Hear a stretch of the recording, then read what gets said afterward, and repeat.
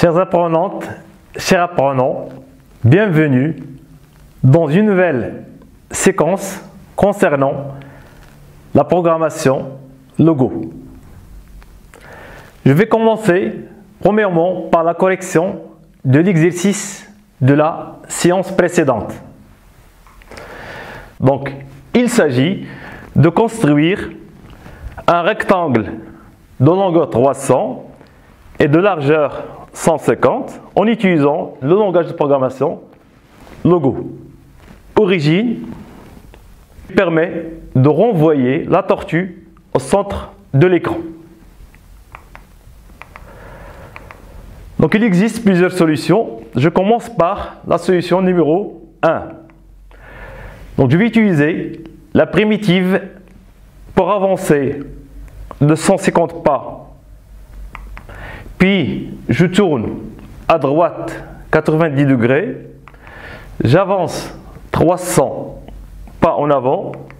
Je tourne à droite 90 degrés. Puis j'avance 150 et je tourne à droite 90 degrés. Et enfin, j'avance 300 pas. La deuxième solution, c'est l'abréviation des primitives déjà utilisées dans la solution numéro 1. Donc, au lieu d'utiliser la primitive avance, j'utilise l'abréviation AV. Pour la primitive tourne droite, je peux utiliser l'abréviation TD.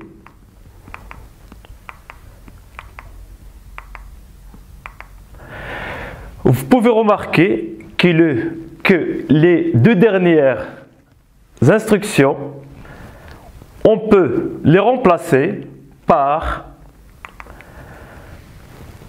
faire tourner notre tortue vers la gauche 90 degrés, puis je recule 300 pas. Ou bien, supposons que nous avons commencé le dessin au centre de l'écran, je peux utiliser la primitive origine. Lançons tous ensemble le logiciel Xlogo et faisons ce travail. Maintenant, après avoir lancé le logiciel Xlogo, nous allons tracer tous ensemble un rectangle de longueur 300 et de largeur 150. Commençons par la primitive avance 150. Puis, TD pour tourner à droite 90, avance 300, TD 90, AV 150, TD 90, avance 300. Et pour revenir à la position initiale de la tortue, je tourne à droite 90. Je cache ma tortue et voilà le dessin de rectangle. Maintenant, je vais vider écran pour dessiner le même rectangle en utilisant cette fois-ci la primitive répète. Donc, dans la barre de commande, écrivez la primitive répète 2 entre crochets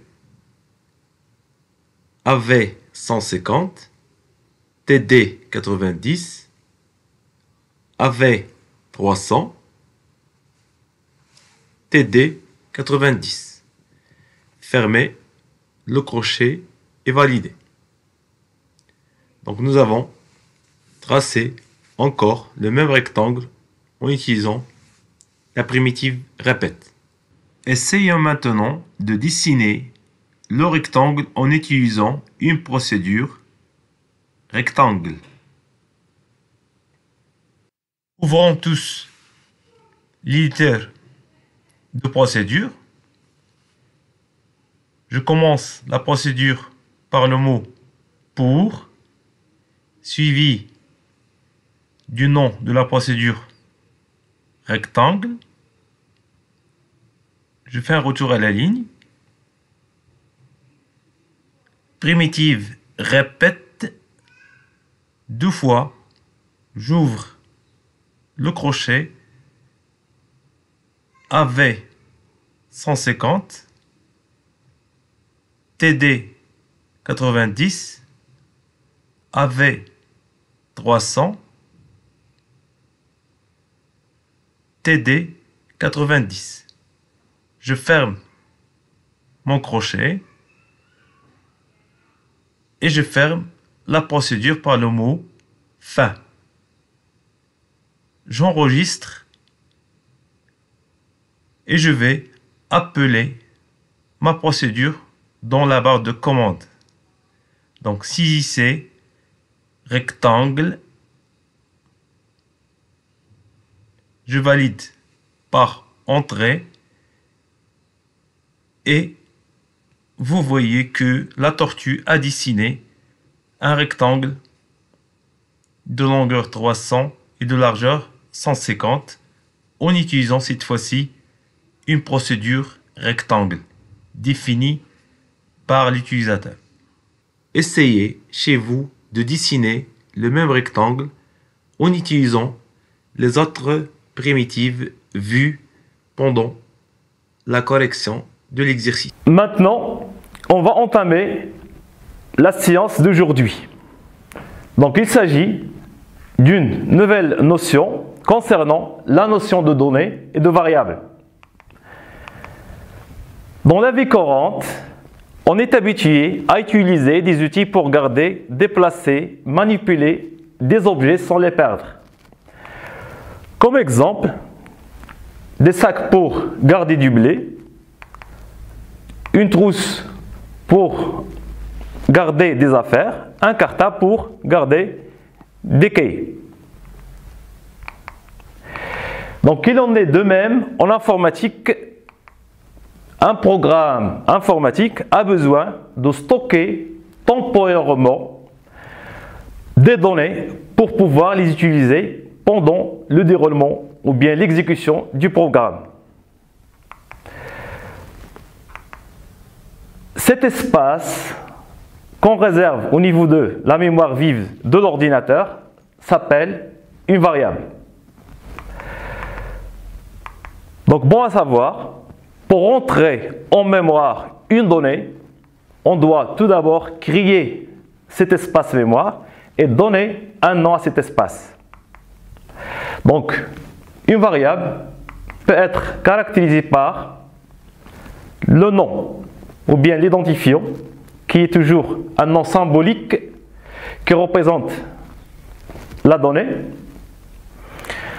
Généralement, il porte un nom significatif. Il existe aussi une caractéristique concernant son type, le type de données qu'on va enregistrer ou bien qu'on va stocker dans cet espace mémoire, sachant qu'il existe deux types, un type numérique ou bien un type texte. Et enfin, la valeur. Donc la valeur, c'est ce que l'on met dedans. Passons maintenant à un exercice pratique dans lequel on va entamer la notion de données de variables. Donc, l'énoncé de l'exercice, on désire écrire un programme qui demande à l'utilisateur de saisir deux nombres, effectue leur somme et afficher le résultat. Donc, le dialogue qui sera entre notre programme qu'on va réaliser avec l'utilisateur, c'est-à-dire la personne qui est assise devant la machine. Dans un premier temps, la machine, elle doit afficher une donnée, un texte. Comme exemple, donner la première valeur. L'utilisateur va intervenir et il va saisir une donnée, par exemple la valeur 5. Donc cette valeur va être stockée directement dans l'espace mémoire qu'on va créer. Après, la machine ou bien le programme va demander de saisir ou bien de donner la deuxième valeur. Puis l'utilisateur va saisir la deuxième valeur, c'est-à-dire va saisir la valeur à partir d'un clavier. Après, le programme va effectuer la somme des deux valeurs et va afficher un texte dans lequel on va saisir la somme E suivie de la somme des deux valeurs qu'on a entrées. Donc la somme est 12. Donc, pour faire cet exercice, d'après vous, quel est le nombre de variables nécessaires pour la conception de ce programme? Dans notre cas, la donnée est un texte, comme le message donner la valeur du premier nombre. Ou bien un nombre comme la valeur qu'on a saisie au clavier, par exemple 5. Dans d'autres cas, il peut être sous plusieurs formes, soit une image, soit un texte, soit un fichier, ou bien d'autres. Maintenant, faisons l'analyse du problème de l'activité. Pour faire un programme qui calcule la somme de deux nombres quelconques, on doit premièrement entrer en mémoire de l'ordinateur la valeur du premier nombre. Donc, cette case mémoire, je vais l'appeler A. Puis la valeur du deuxième nombre, que je vais appeler B. Ensuite, on lui demande de faire leur somme. Donc, le contenu de la variable A plus le contenu de la variable B. Enfin, on affiche le résultat de leur somme.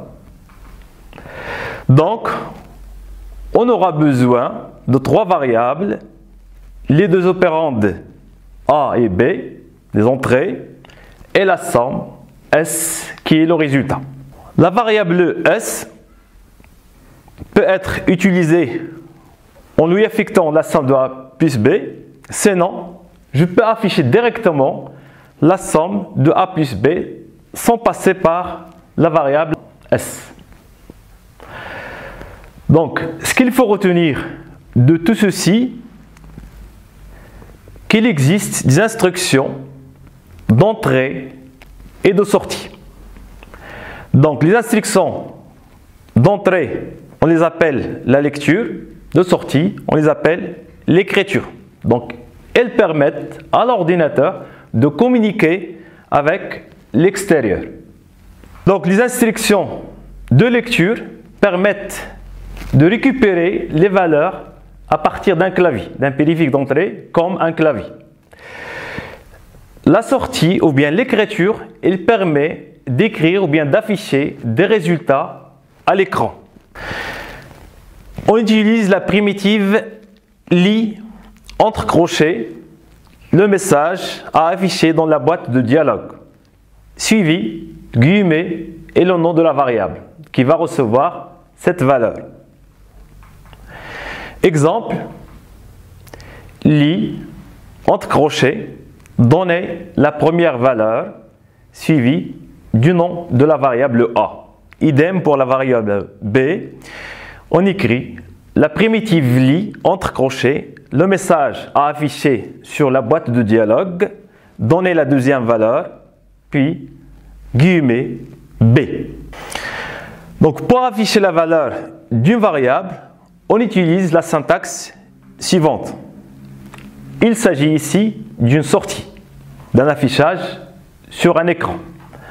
Donc la primitive qu'on va utiliser, c'est la primitive écrit suivie d'un nom de la variable. Donc deux points, nom de la variable. Pour afficher du texte, on utilise la primitive écrit, cette fois-ci, guillemets, texte.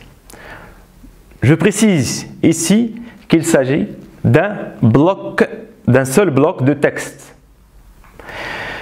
S'il s'agit d'un ensemble de mots ou bien d'un texte contenant des espaces et d'autres caractères spéciaux, on utilise la syntaxe suivante, écrit entre crochets, notre message. Exemple, écrit entre crochets, la somme est. Ou bien, on peut afficher directement l'opération du calcul de la valeur de A plus la valeur de la variable B. Écrit de point A plus de point B. Maintenant, nous allons pratiquer sur le logiciel Xlogo le programme suivant. Donc, je vais utiliser une procédure normale pour suivi du nom de la procédure. Le bloc que je vais exécuter dans le corps de cette procédure, lit, entre crochets, donner la première valeur, puis guillemets A. Lit, entre crochets, donner la deuxième valeur, guillemets B. Donc je commence par le mot pour, le nom de la procédure calcul, puis la première action à réaliser, la commande, bien la primitive lit, donner la première valeur suivie du nom de la variable A. Puis lit, donner la deuxième valeur suivie de la variable B. Un message à afficher à la sortie, donc la primitive écrit entre crochets la somme est, et enfin écrit de point A plus de point B. Fin. Quel est le résultat de cette procédure si on tape respectivement 15 et 25? Je rappelle qu'une procédure est un petit programme qui commence par le mot pour et se termine par le mot fin. Maintenant, passons à la réalisation sur machine.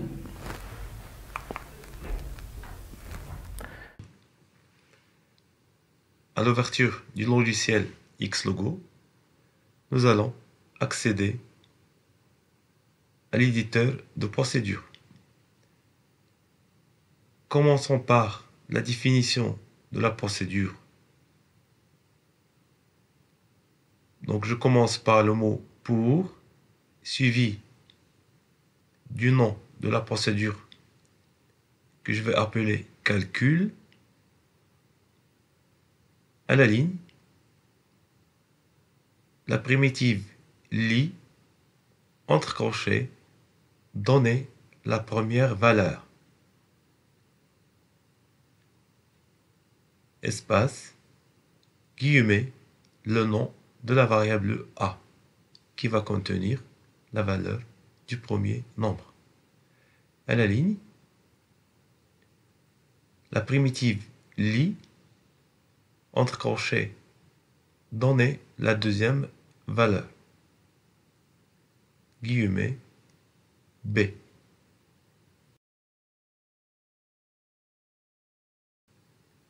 À la ligne, la primitive écrit, entre crochets, la somme est, à la ligne, écrit,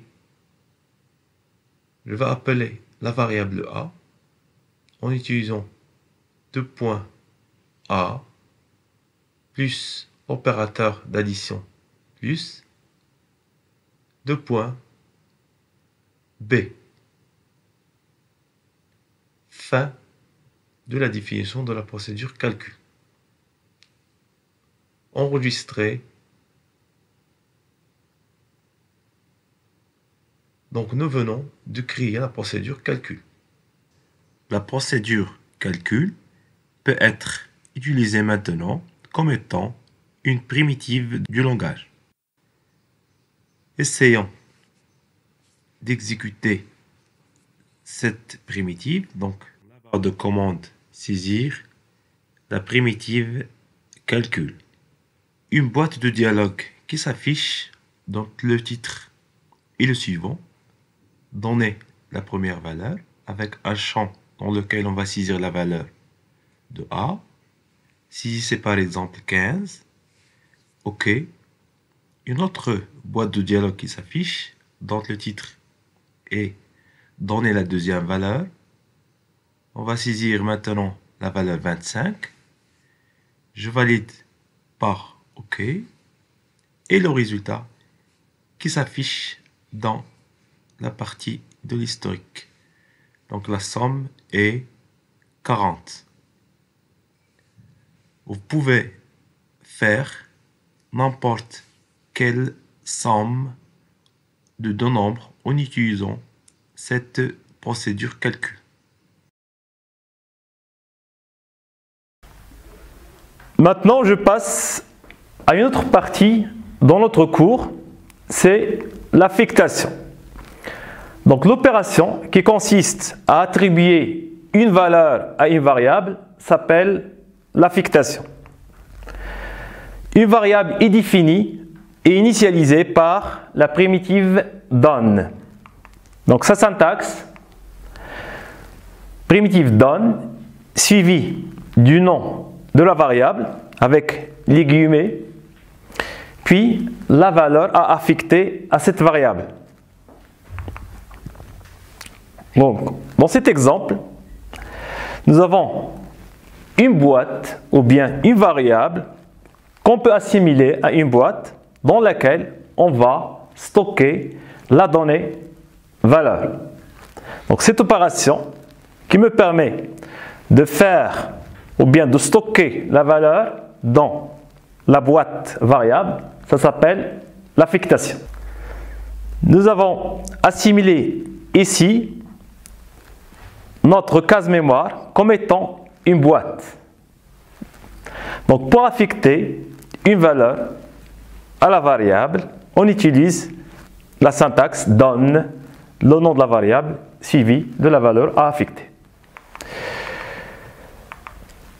Remarque, le guillemet est obligatoire pour les mots de type texte et facultatif pour les valeurs numériques. Une liste de mots est obligatoirement à insérer entre crochets. Exemple, donne le nom de la variable, le nom, la valeur à affecter, c'est un texte, Ayoub. Donc on affecte la valeur Ayoub à la variable nom. Un deuxième exemple, donne la variable âge, la valeur 13. Dans ce cas, on affecte la valeur 13 à la variable âge. Donc s'il s'agit d'une liste de mots, je vais écrire donne, guillemets, le nom de la variable collège, entre crochets, la valeur à affecter, comme exemple, collège des Orangers. Donc, comme résumé de cette séance, nous avons vu tous ensemble la notion de données et de variables, les caractéristiques d'une variable, qui sont le nom, le type et la valeur. On a vu aussi les instructions d'entrée-sortie, la primitive lit et la primitive écrit, et enfin, on a vu l'affectation qu'on a vu comme étant une attribution d'une valeur à une variable qu'on écrit sous forme de primitive donne. Il s'agit d'écrire une procédure qui exécute les primitives ci-dessous en respectant la syntaxe de Xlogo. La primitive VE, après la primitive fixe la taille crayon à 5, primitive fixe la couleur crayon en rouge, donne la variable pas, la valeur 100, répète 5 fois le bloc qui va répéter 3 fois, avance pas, puis on tourne à gauche 120 degrés et on affecte à la variable pas une nouvelle valeur, donc donne pas, 2 points pas, plus la valeur 50. La deuxième question, déterminer le dessin qui va s'afficher après l'exécution de cette suite de commandes. La correction de cet exercice sera faite dans la séquence ou bien la séance prochaine. Cette séance prend fin. Je vous souhaite bonne chance et à la prochaine fois.